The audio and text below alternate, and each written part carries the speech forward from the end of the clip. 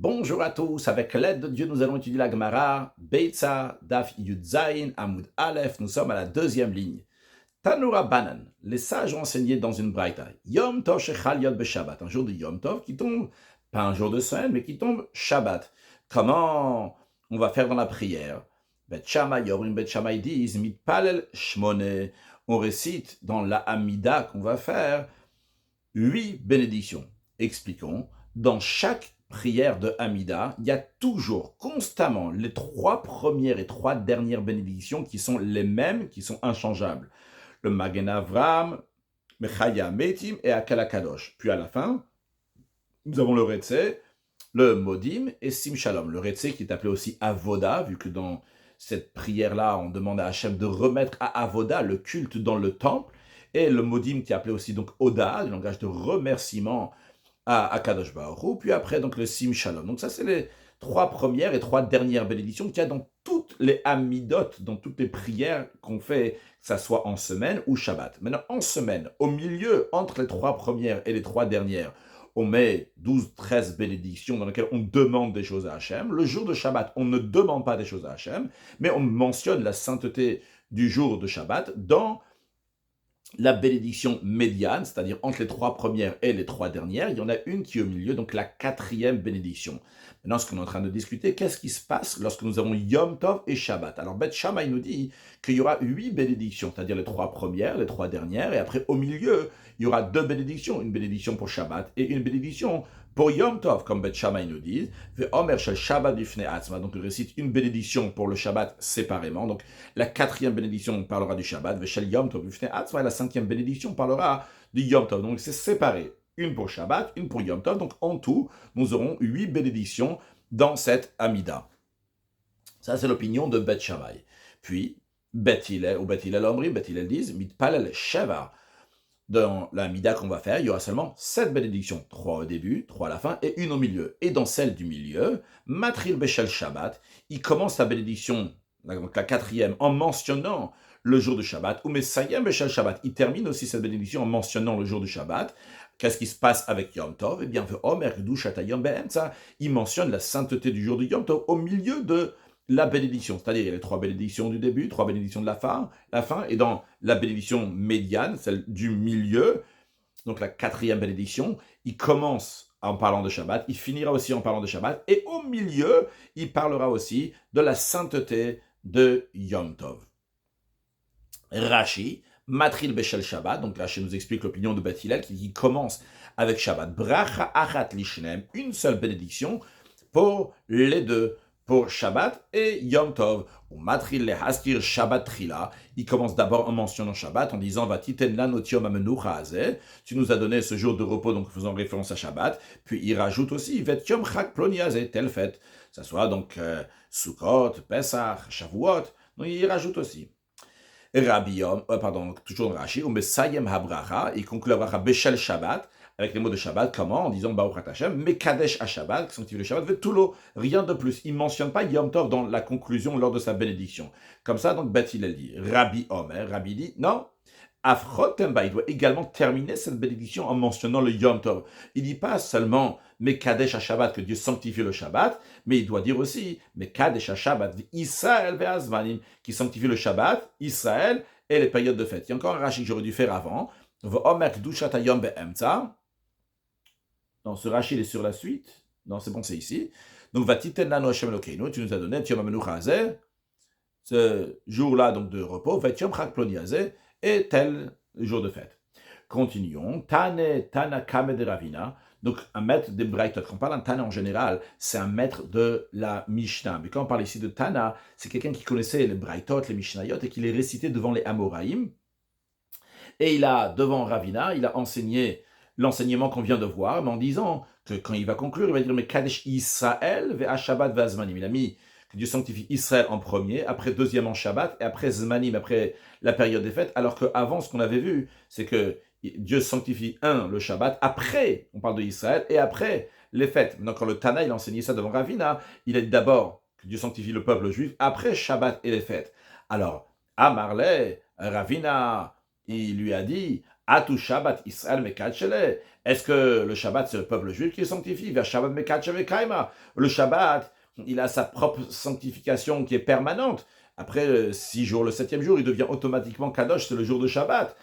Et la Ema, c'est la raison pour laquelle. Et donc, il n'y a pas besoin du peuple juif pour sanctifier le jour de Shabbat, contrairement au Yom Tov, que là, il y a oui besoin du peuple juif pour sanctifier le Yom Tov, parce que comment on fixe les fêtes? C'est en fixant le jour de Rosh Chodesh. Qui est-ce qui fixe le Rosh Chodesh, le premier jour du mois? C'est le tribunal. Quand ils annoncent qu'aujourd'hui, c'est Rosh Chodesh, c'est le premier jour du mois, et donc en conséquence, telle et telle fête sera tel et tel jour. Donc, le peuple juif devance les périodes de fête. Donc d'abord tu dis Israël, après tu dis Vehazmanim, parce que c'est Israël, c'est le peuple juif qui va faire les Zmanim, les jours de fête, quand est-ce qu'ils vont tomber? Mais le Shabbat, il a sa propre sainteté. Et ben sur ça, Ravina dit Otana, c'est ce qu'il faut dire dans l'enseignement de Rabbi. C'est comme on a vu avant, que Mekadesh à Shabbat, qu'il conclut en disant, que Dieu sanctifie le Shabbat, 2, Israël, le peuple juif, que le peuple juif, eux, ils vont Mekadesh les Zmanim, Vehazmanim, donc les fêtes. Rashi, Tana Kame de Ravina. Donc le Tana, celui qui enseignait les Mishnayot et les Braithot devant Ravina, il enseignait Bemilte de Rabbi, dans l'enseignement qu'on vient de voir avant, donc l'enseignement de Rabbi qui dit que dans la conclusion de la 4e bénédiction, dans la conclusion de la bénédiction médiane, donc les 3 premières et les 3 dernières, lorsqu'il conclut, il dit pas seulement Mekadesh Shabbat, que Dieu sanctifie le Shabbat, mais il dit Mekadesh Shabbat, Israël Ve'azmanim, donc il parle aussi de la période de fête, il parle aussi de la fête dans la conclusion de cette 4e bénédiction, de la bénédiction médiane. Donc quand il a enseigné, il a dit Mekadesh Israël Ve'a Shabbat Ve'azmanim, que Dieu sanctifie le peuple juif, le Shabbat et les périodes de fête. Et donc Ravina, il a demandé au Tana, il a dit, il y a un problème. Est-ce que Atu Shabbat Israël Mekadshele? Est-ce que Shabbat, c'est le peuple juif qui est Mekadesh, qui sanctifie le Shabbat? Shekidam Takdushat Israël et Shabbat, que c'est la raison pour laquelle que tu aurais devancé la sainteté du peuple juif à celle du Shabbat? Non, c'est pas le peuple juif qui sanctifie le Shabbat. Bish la mazmanim, je comprends bien pourquoi le peuple juif devance les zmanim, donc les périodes de fête. Il faut oui devancer la sainteté du peuple juif, l'ikdushatan, par rapport à la sainteté des jours de fête. Pourquoi Shalid Ikdushat Israël? Parce que c'est à travers la sainteté du peuple juif que Nitkatchuem, que eux, les fêtes deviennent saintes. Ve'ilo Nitkatchu Israël. En effet, que si le peuple juif n'avait pas été sanctifié, Lohayu Kovim Chadashim, le peuple juif n'aurait pas fixé les mois, donc Vekorimod, il n'aurait pas pu fixer non plus les fêtes, mais Bed, le tribunal. Le Shabbat, lui, Mekach avec Kaima. Le Shabbat, il est déjà saint, Misheshet Yom Bereshit, depuis les 6 jours de la création. Ve'inat Tluya Bigvio de Rosh Chodesh, ne dépend pas de la fixation du Rosh Chodesh par le tribunal. C'est la raison pour laquelle il faut dire Mekadesh d'abord à Shabbat, qui est déjà Kadosh, il est déjà saint de lui-même, puis après Israël, le peuple juif, vers Zmanim, qui sanctifie les Zmanim les jours de fête. Conclusion de tout cela, Amar Rav Yosef, il a dit, Halacha ke Rabbi, que la halacha, elle est comme Rabbi, c'est-à-dire que dans la bénédiction médiane du Yom Tov qui tombe Shabbat, on fera Mekadesh à Shabbat, Israël Vazmanim. Dans ça même, on avait vu 2 versions, ce que le Rabbi a dit, comme le Tana, il a présenté devant Ravina l'enseignement de Rabbi. Alors il souligne Rav Yosef en disant que Tariz Ravina, comme Ravina l'a corrigé, que le Shabbat est mentionné en premier, avant de mentionner Israël Vazmanim. Donc conclusion, la halakha est qu'on dit dans la bénédiction médiane des jours de fête qui tombent Shabbat, Baruch Hashem, Mekadesh HaShabbat, Israël, Hazmanim. Bien. Tanura Banan, les sages ont enseigné dans une braïta. Shabbat Shechaliot Berosh Chodesh. Lorsque Shabbat tombe le premier jour du mois.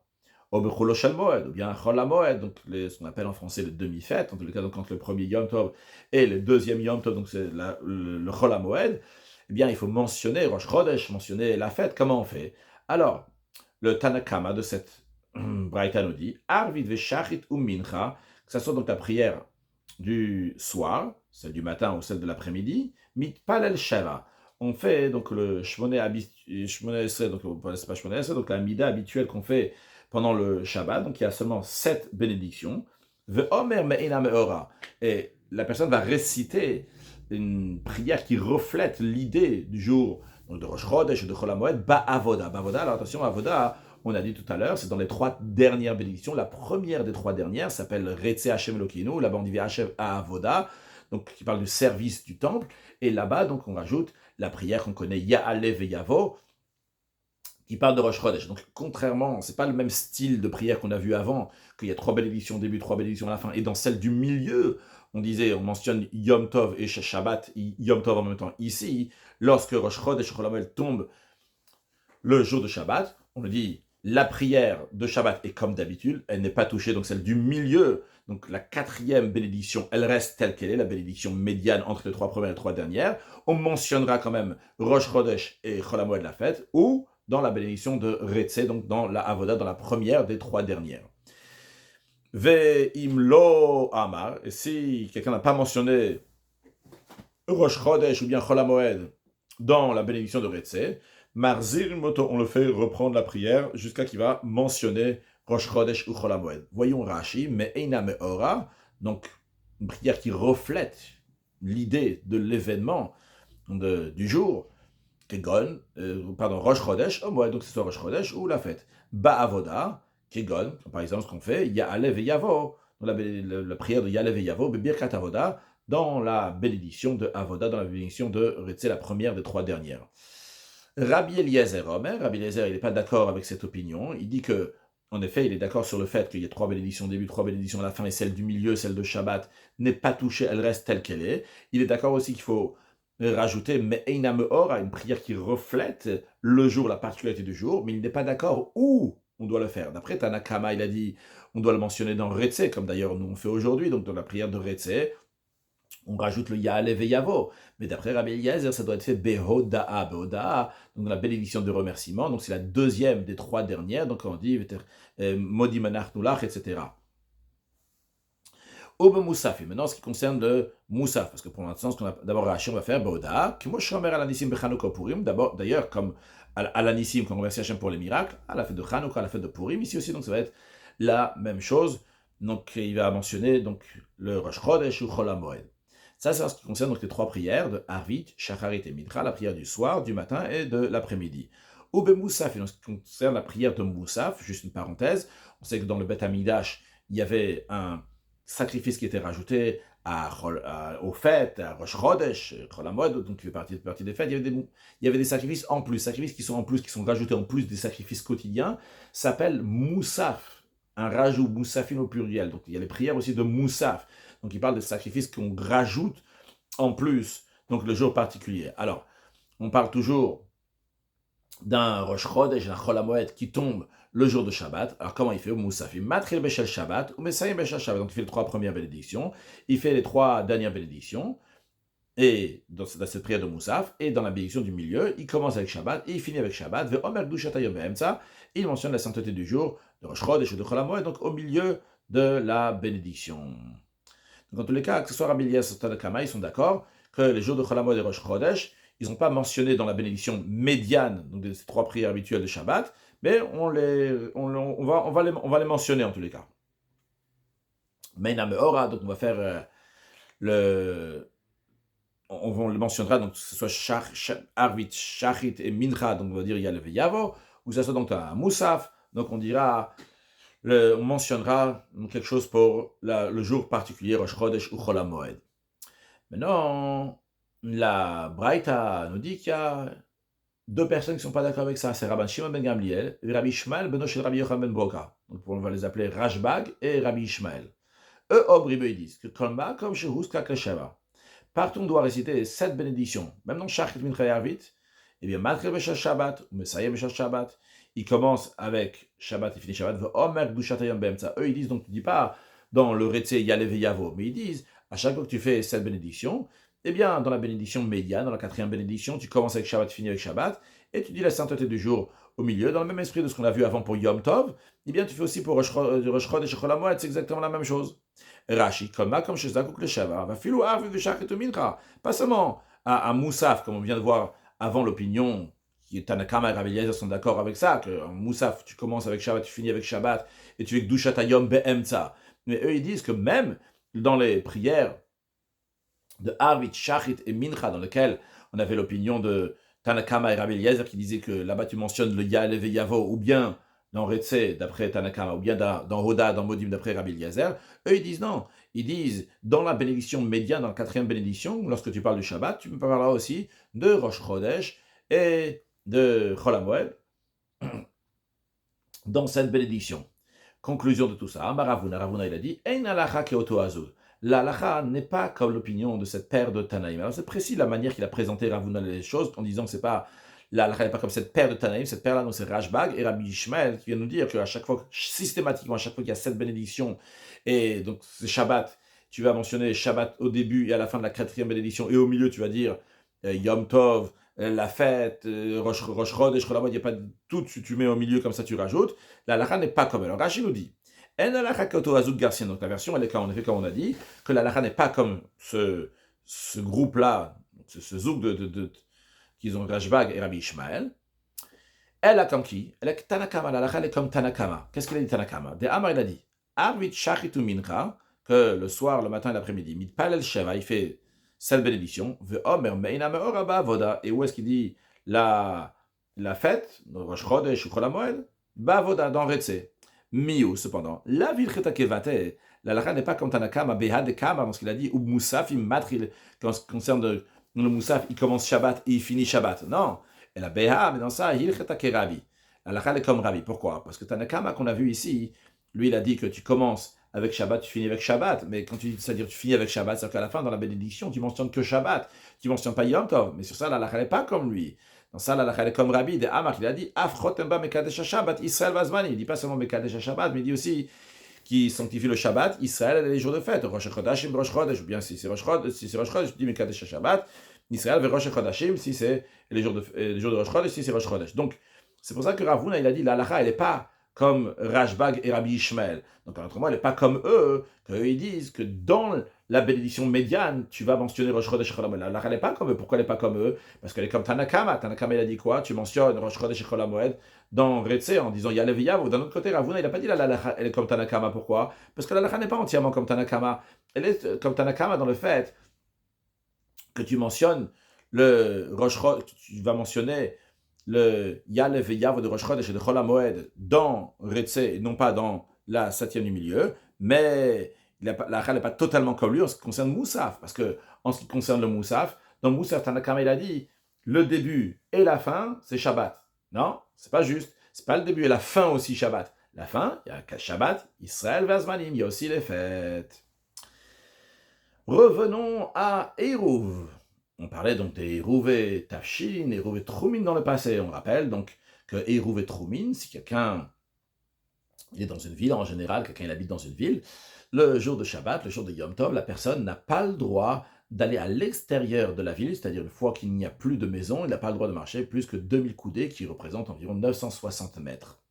Ceci dit, quelqu'un peut faire un Eruv Troumin, c'est-à-dire qu'il va mettre de la nourriture, ou bien que lui-même va se présenter là-bas à l'endroit, à l'extérieur de la ville, on va dire tout simplement qu'il met de la nourriture. Imaginons donc que la personne elle est posée ici, et à ma gauche ici, donc c'est l'est, donc si la personne va marcher donc 1000 coudées à l'extérieur de la ville, là-bas il va déposer, que ce soit lui ou quelqu'un d'autre, il va déposer de la nourriture qui va être gardée à l'entrée de Shabbat, à l'entrée de Yom Tov, eh bien, c'est comme si il avait habité là-bas, donc il n'habite pas dans la ville, il habite à 1000 coudées à l'extérieur de la ville. Ce qui fait que cette personne-là, son endroit d'habitation est à 1000 coudées à l'est de la ville, ce qui fait qu'il pourra avancer encore 2000 coudées depuis l'endroit où il a mis sa nourriture, donc en autre mot, 3000 coudées depuis le côté est de la ville. Juste à noter que du côté ouest de la ville, il pourra aller seulement à 1000 coudées, vu que il a pris 1000 coudées donc à gauche, à ma gauche en tous les cas, donc du côté est, donc du côté ouest, il va lui manquer 1000 coudées. Mais en tous les cas, l'idée de Eruv et Troumin, donc c'est mettre de la nourriture, donc à plus loin que la ville, et comme ça je pourrais porter 2000 coudées depuis l'endroit où j'ai mis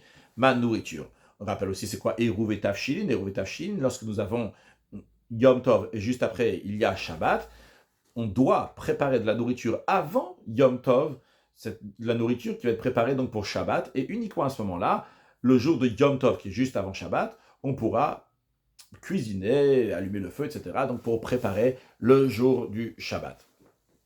Maintenant, nous allons parler de quelqu'un qui se trouve en Chutz La'aretz, en dehors d'Eretz Israël, dans lequel il y a 2 jours de Yom Tov en diaspora, donc c'est 2 jours donc, qui sont safek, vu qu'on a un doute.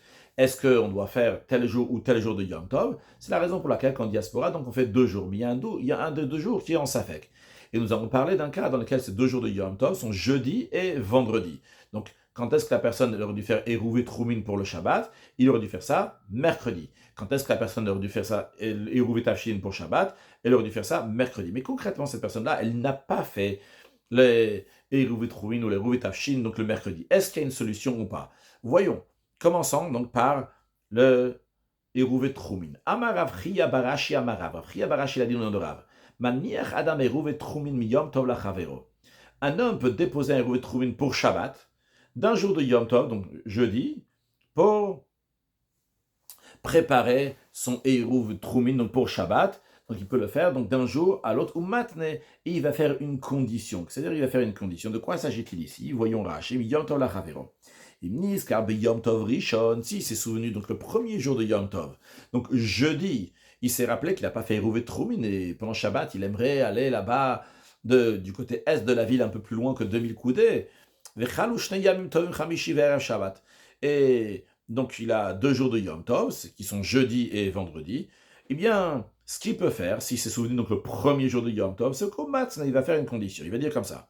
Si aujourd'hui, jeudi, c'est un jour profane, c'est-à-dire on est en diaspora, on fait 2 jours de Yom Tov, mais il y en a un qui est dans le doute, donc il y a un qui est profane et un qui est vraiment Kodesh. Alors il dit comme ça, il prend du pain donc pour son Eruv et Trumin, et il dit, si aujourd'hui, jeudi, c'est un jour de semaine, et donc c'est pas le vrai jour de Yom Tov, et demain, vendredi, c'est le vrai jour de Yom Tov, donc demain c'est Kodesh, dans ces cas-là, Eruvi, dans ces cas-là, mon Eruv que je fais aujourd'hui, j'ai le droit de le faire, vu qu'aujourd'hui, on est un jour de Chol. Veim Chilouf. Si c'est l'inverse, alors, Enitzarich la Arev le Tafshilin, j'ai pas besoin de faire donc pour Eruv et Tafshilin, on va expliquer dans un instant, ou Bitrumin, et en ce qui concerne, donc, alors, Rashi s'avançait donc sur la suite aussi, on parlait seulement d'Eruv et Trumin, dans tous les cas, et si c'est l'inverse, donc j'ai pas besoin de faire Eruv. Qu'est-ce que ça veut dire j'ai pas besoin de faire le Eruv si c'est Eruv et Tafshilin?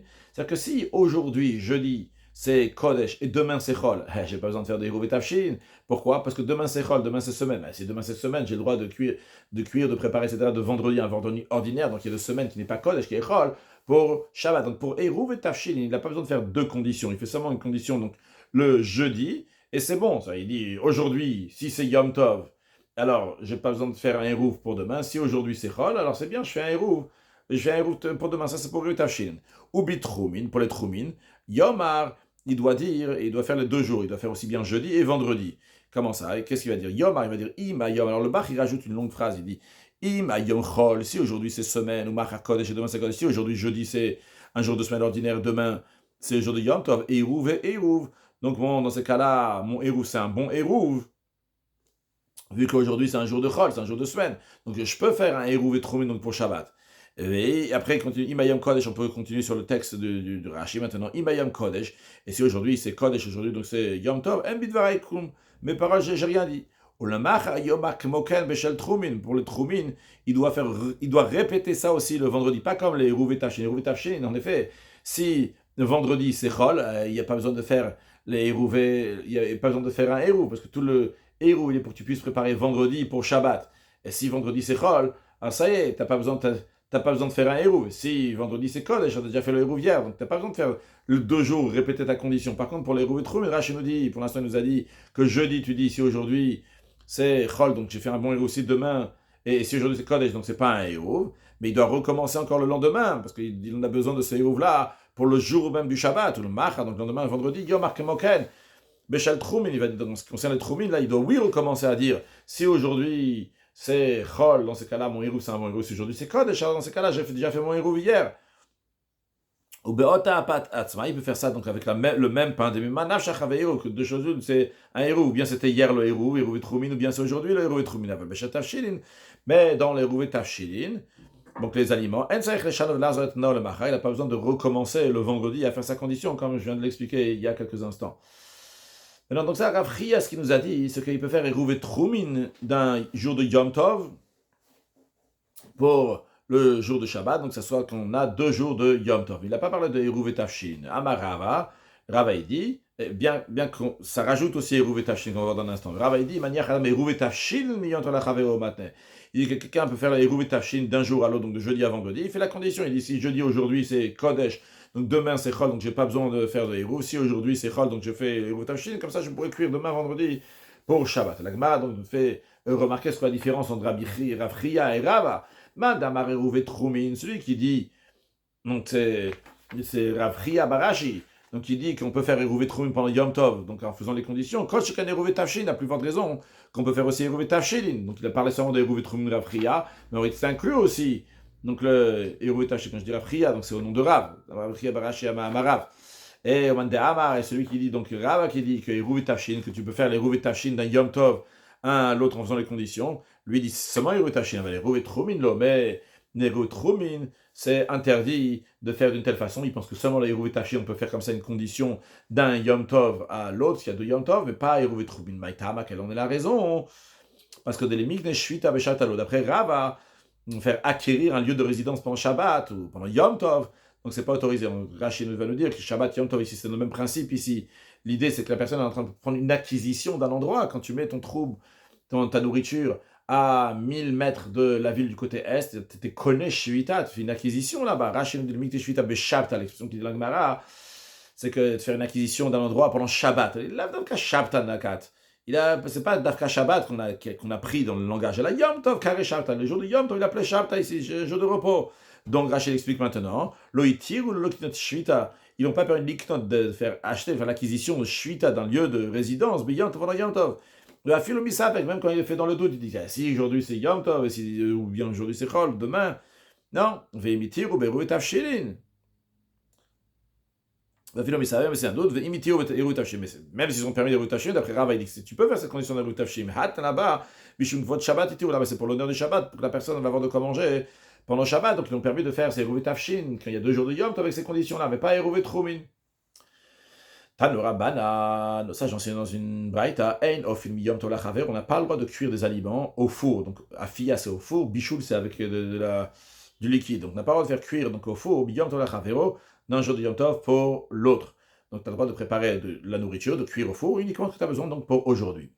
Mais maintenant, Be'em et Amrou. En vérité, ils ont dit, mais la halacha, c'est quoi la halacha? Que Bemala Isha Kolak de Rabasa, une femme peut remplir toute la marmite de viande et la cuire dans toute la marmite remplie de viande pendant Yom Tov, même si elle a besoin seulement d'un morceau de viande ce jour-là. C'est-à-dire que ce qu'elle n'a pas le droit de faire, c'est faire beaucoup d'efforts.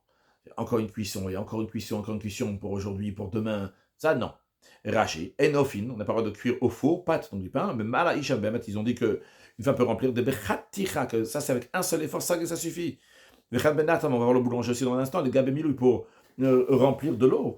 Eh bien, il peut le faire en une seule fois, c'est-à-dire qu'il n'a pas le droit. La femme n'a pas le droit de mettre un morceau de viande, après, si je rajoute encore un autre morceau. Mais s'il a déjà maintenant de faire des morceaux de viande, elle peut mettre plein de viande, une marmite remplie de viande, même s'il va en rester après, c'est pas seulement pour aujourd'hui, ça c'est pas grave. Elle peut le faire, il n'y a pas de tichot en plus, il n'y a pas d'effort en plus. De même, pour le nartom, donc le boulanger qui a besoin d'eau, qui va puiser de l'eau, il a le droit de remplir un tonneau d'eau et faire bouillir pendant Yom Tov, même s'il a besoin, sur le texte, mal nartom chavit maim, donc un boulanger peut remplir un tonneau d'eau et faire bouillir de l'eau pendant Yom Tov. Mais qu'il a besoin seulement d'une carafe d'eau chaude et pas tout le tonneau. Avalef. Donc ça, c'est en ce qui concerne donc, cuire au four, cuire Bassar, elle a le droit de faire encore plus, donc ce qui est nécessaire dans Bassar, donc cuire à l'eau, et de même donc pour le nartom, donc pour l'eau. Mais en ce qui concerne cuire au four, pour cuire, il a le droit de cuire uniquement les aliments qu'il a besoin ce jour-là. Rashi aval lefot, pour cuire au four, ça uniquement ce qu'il a besoin aujourd'hui. C'est quoi la différence? Parce que kol kikar ve kikar, parce que chaque pain tsricha afi ordi a besoin de le cuire, et il y a besoin aussi de sortir du four les hatzma en soi-même, donc c'est une affaire personnelle pour chaque morceau de pain. Maintenant, on a l'opinion de Rabbi Shimon ben Elazar Omer qui dit que malaïcha kol tanur pat, qu'une femme peut remplir tout un four de pain pendant Yom Tov, même s'il n'a pas besoin que d'une seule miche de pain ce jour-là. Pourquoi? Parce que la cuisson du pain est meilleure lorsque le four est plein. Pour quel est le raisonnement? Ils avaient des petits fours. Ils collaient le pain sur les murs, sur les parois du four. Vu que le four est rempli, il y a moins d'espace.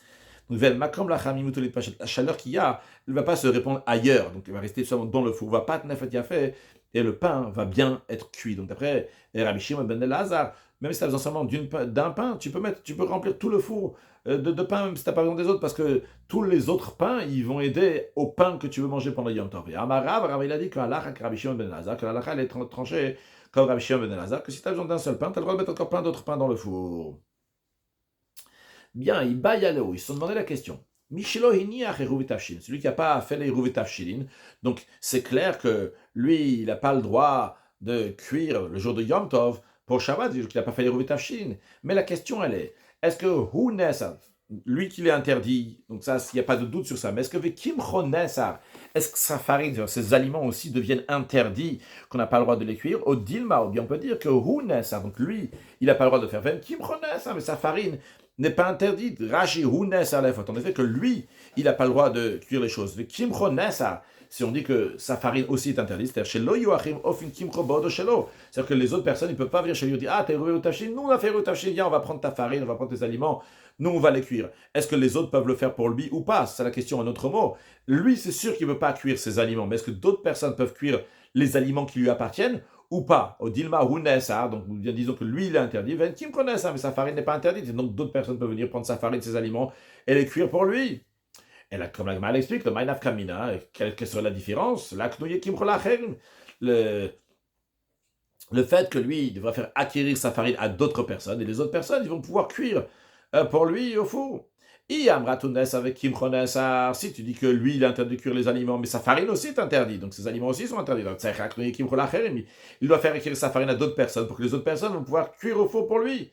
Par contre, si tu dis que lui, il est interdit de cuire les aliments, mais sa farine n'est pas interdite, il n'a pas besoin de faire acquérir la farine aux autres.